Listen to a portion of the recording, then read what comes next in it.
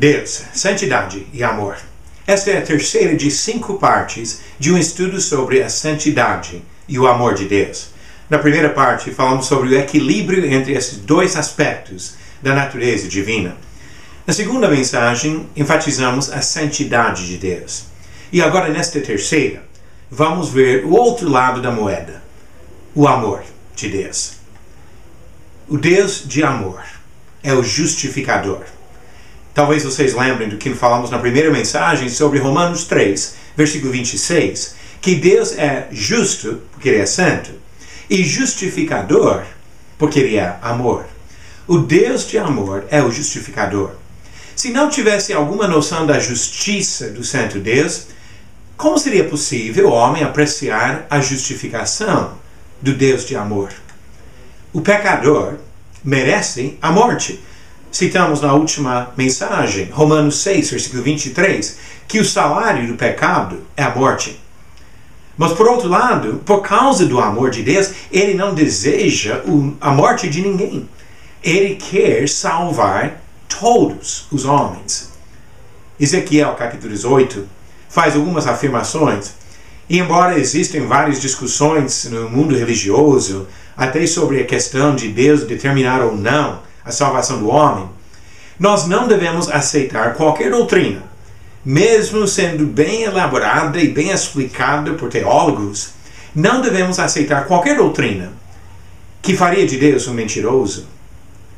E alguma doutrina que diz que Deus predeterminou especificamente a salvação ou condenação de determinadas pessoas entra em contradição e deixaria Deus como um mentiroso. Porque Ezequiel 18, versículo 23 diz: acaso tenho eu prazer na morte do perverso? Diz o Senhor Deus.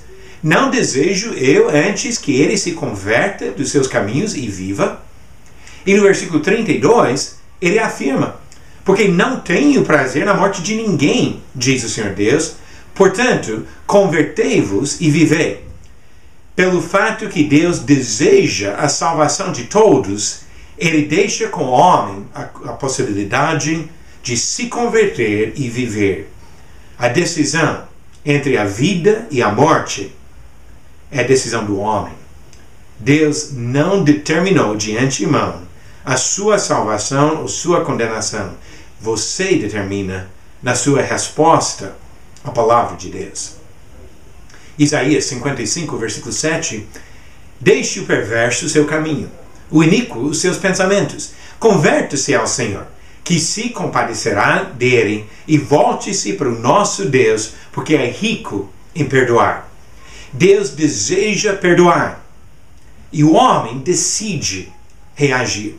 O homem decide deixar a perversidade e a iniquidade para voltar e receber o perdão de Deus. Qual trecho mostraria melhor para nós este amor de Deus do que João 3, versículo 16? Que não fala somente do amor para algumas pessoas, mas que Deus amou ao mundo de tal maneira que deu o seu Filho unigênito para que todo que nele crê não pereça, mas tenha a vida eterna. Deus deseja a salvação de todos. Segundo Pedro, capítulo 3, versículo 9, diz: não retarde o Senhor a sua promessa, como alguns a julgam demorada. Pelo contrário, Ele é longânimo para convosco, não querendo que nenhum pereça, senão que todos cheguem ao arrependimento.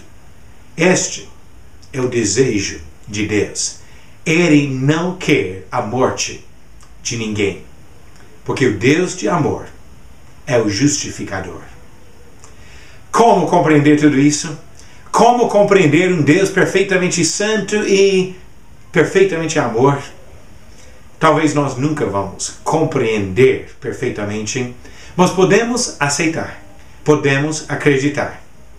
E na próxima mensagem desta série vamos falar sobre essa dificuldade, a limitação da compreensão humana quando olhamos para esses aspectos da natureza de Deus.